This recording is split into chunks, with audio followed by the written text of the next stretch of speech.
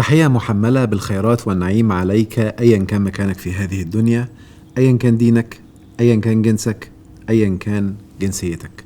لازلنا في هذه الرحلة العميقة اللي بدأت تدخل في العمق قوي من روائع يوم القيامة، وإزاي نصل إلى أن احنا نتذوق بجد هذه الروائع ونعيشها حرفيا.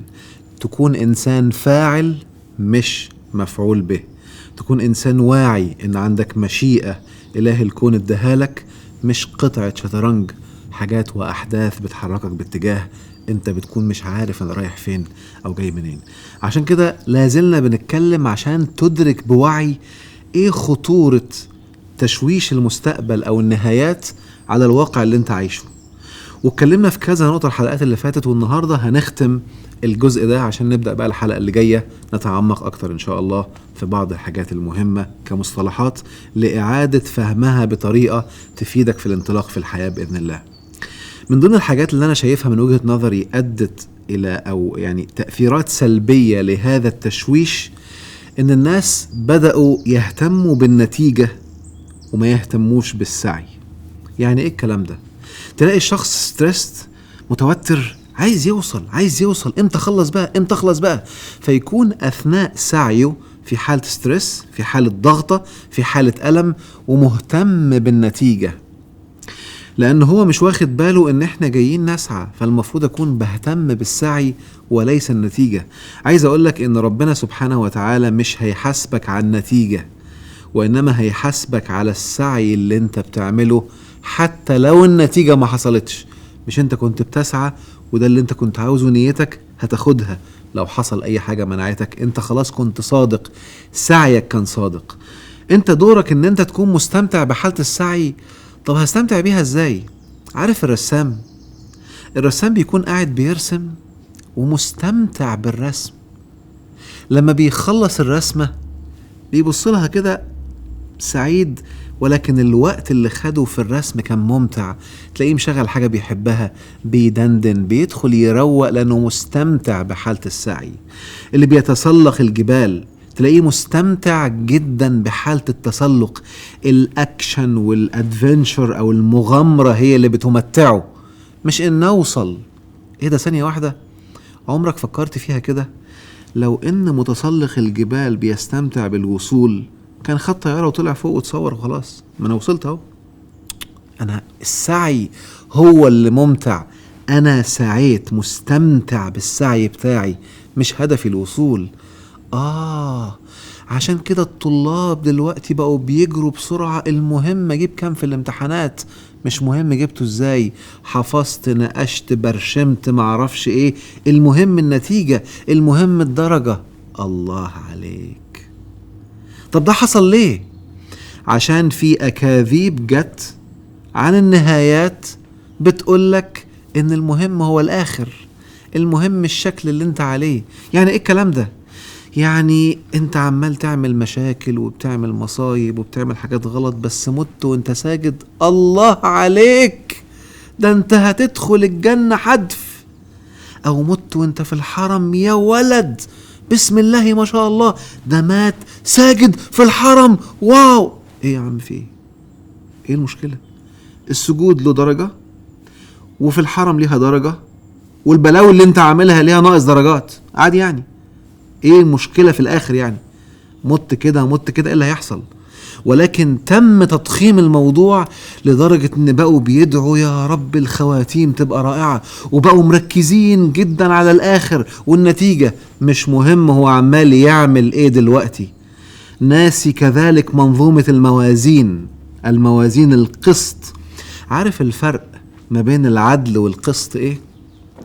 العدل ان انا اديلك حاجة واقول لك دي بدل دي، تعدل دي. انا النهاردة مثلا جالي 2، حد فيهم عمل حاجة مع حد والتاني بيقول لأ وده بيقول لأ، فانا هعدل، هقول فلان مخطئ وفلان مصيب، فلان لازم ان انت تدفع لفلان كذا، فانا كده عدلت. القسط هي النسبة الدقيقة لتنفيذ العدل. يعني ايه الكلام ده؟ يعني فلان انت كسرت الموبايل بتاعه، والموبايل ب1120، تدفع له 1120 يا تجيب له موبايل تاني. فانا بعمل القسط، الدقة دلوقتي. فلما الدقة غابت وبقت الدنيا كده، الناس فقدت المنطقية في الحياة. عشان كده بقى الأجيال اللي طلع عندهم هذا الفكر في أذهانهم، بقت الحياة عندهم مش مشكلة، المهم النتيجة. خد الكارثة بقى، لأن بقى المهم النتيجة، فالمهم انت تشوفني ايه، مش مهم اصلا انا ايه. فانتشرت ثقافة الفلاتر، وانتشرت ثقافة الميك اب. المهم ان انا اعمل حاجات في الاخر تظهر حاجة، مش مهم انا ايه. بدل ما اقعد اعمل نظام غذائي مثلا واهتم بان جسمي يكون رائع وصحي، طب ما انا ممكن البس حاجة تكتم على نفسي وتكتمني، يبقى شكلي حلو قدام الناس. مش مهم انا اصلا كنت بعمل ايه ولا باكل ازاي ولا السيستم بتاعي في الاكل عامل ازاي، المهم شكلي حلو. صح ولا غلط؟ صح. اللي بيعمل كده عارف كويس انا بقصد ايه، لانه مهتم بالشكل، مهتم بحاجة في الاخر، مش مهم السعي. عشان كده بكرر تاني، شكل نهايتك ملهاش اي علاقة باخرتك، هي درجة من ضمن الدرجات. هعيدها تاني، شكل النهاية ملوش أي علاقة بآخرتك. حتى لو مت وانت بتعمل كارثة وانت بتعمل مصيبة، زي ما بعض الناس بأكاذيب يقولك ايه، شوف امعانا في الرعب، امعانا في الفزع. عشان كده ساعات بتلاقيهم من كتر الخضة، يا رب ثبتني يا رب، اللهم ثبتني، لأن هم متبرمجين انك ممكن تكون ماشي كويس وزي الفل ورائع، وتيجي في الاخر تقوم عامل غلطتك على جهنم حتف. ايه يا عم ده في ايه؟ يعني حتى دي اسمها كفر. الكفر حتى لو سألت كده عن معنى كفر العشير، تقولك ما رأيت منك خيرا قط، انا ما شفتلكش حاجة حلوة قبل كده، ما شفتلكيش حاجة رائعة.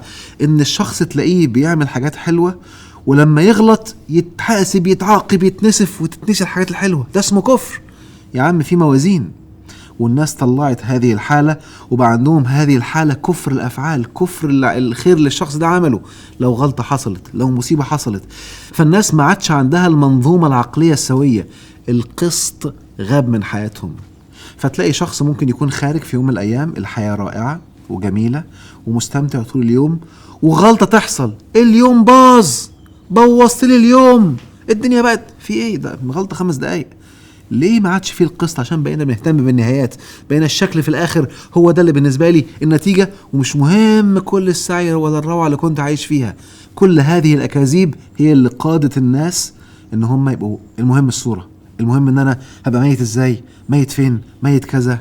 لدرجه ان في من ضمن الاكاذيب للاسف، وانا اسف ان اقولها كده، يعني هقولها سريعا، لو انت عايز سيدنا محمد عليه الصلاة والسلام يشفع لك يوم القيامة، اجتهد انك تموت في المدينة المنورة.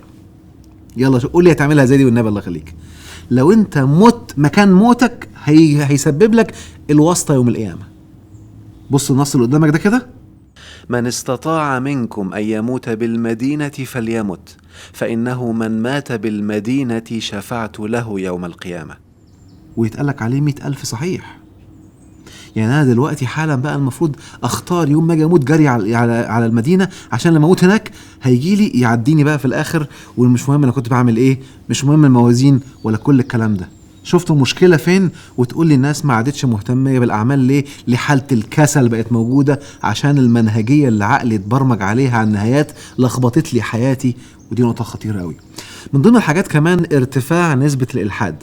للأسف الشديد الناس اللي بقوا بيفكروا بقى متقدم له الكلام اللي غير منطقي ده والأكاذيب دي على إنها هي الحقيقة، فلما هيفكر هيظن إن طالما دي الحقيقة يبقى كل الدين كذب بقى، لأنه مش مدرك إن دي حاجات دخيلة على الدين.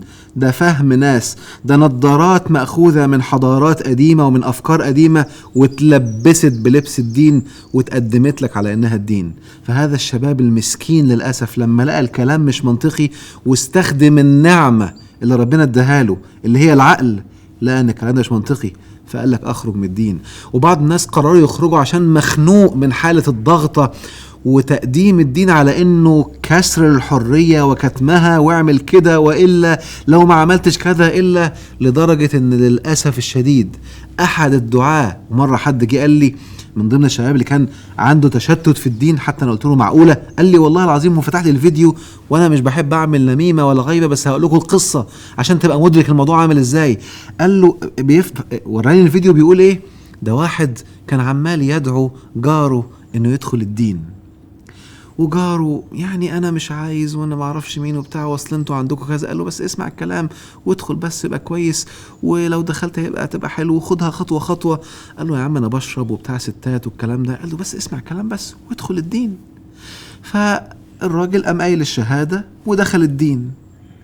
قام قايل له ها انت دخلت الدين دلوقتي هتوقف خمره يا حلو، لانك لو شربت خمره هنجلدك وهنحاسبك، ولو قررت تطلع من الدين هنقتلك.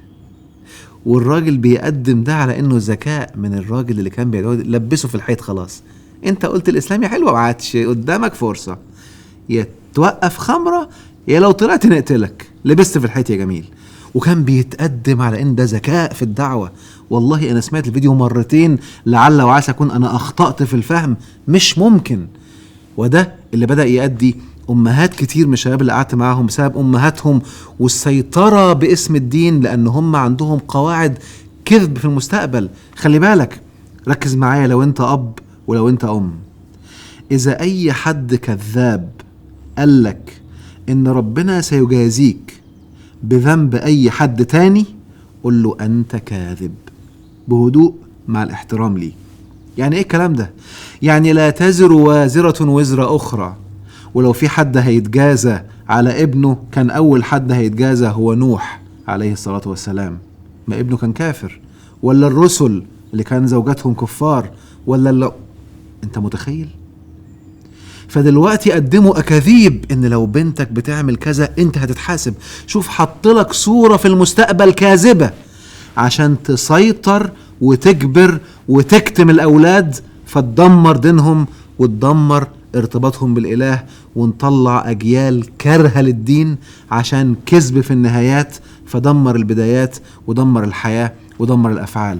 فلو سمحت انتبه، الكلام اللي بقوله خطير، والحلقات دي كلها لو قدرت تبعتها لأكتر عدد من الناس يبقى أنت بتساهم في إزالة هذه الغشاوة، عشان الأمة الفترة الجاية والناس تكون في قمة الروعة، والجيل ينشأ جيل جديد يكون واعي، شايف نهايته صح، ويعيش السعادة والاستمتاع في الحياة.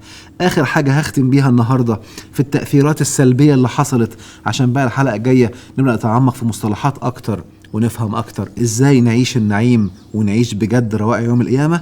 آخر حاجة، إن الناس أصبحت بتهتم بالمظاهر، بقوا منافقين.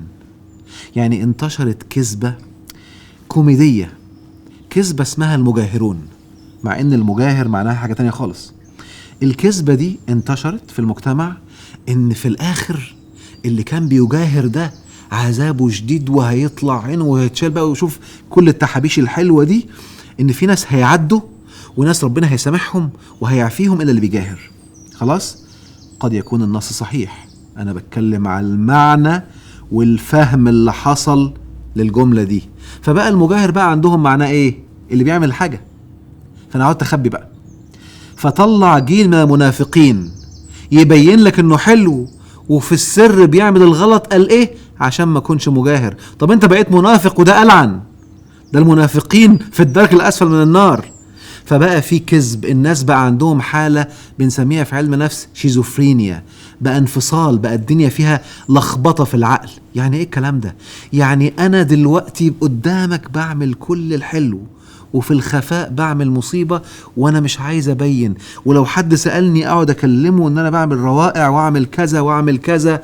فاصبح الناس في نفاق، لدرجة ان مرة من اكتر الحاجات اللي ألمتني في يوم من الايام، كنت بتكلم مع عالمة من العلماء في مؤتمر كده في يوم، وعين بتناقش معاها دخلنا في موضوع الديانات.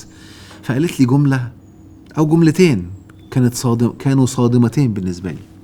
اول جملة قالت لي دين معرفش يخلي الناس اتباعه يعيشوا حياة سعيدة رايقة آمنة غنية، انا ادخله ليه اصلا؟ فبصيت لها كده، كلامها صح. هو امال يبقى انا بعمله ليه؟ ونفهم ان شاء الله الحلقات الجايه يعني ايه كلمه دين اصلا. وحاجه تانية، وبعدين لو انا دخلت، انا عشت في وسطيكوا كلكم بتقولوا كلام عكس اللي بتعملوه. لا ازاي؟ ثانيه واحده بس.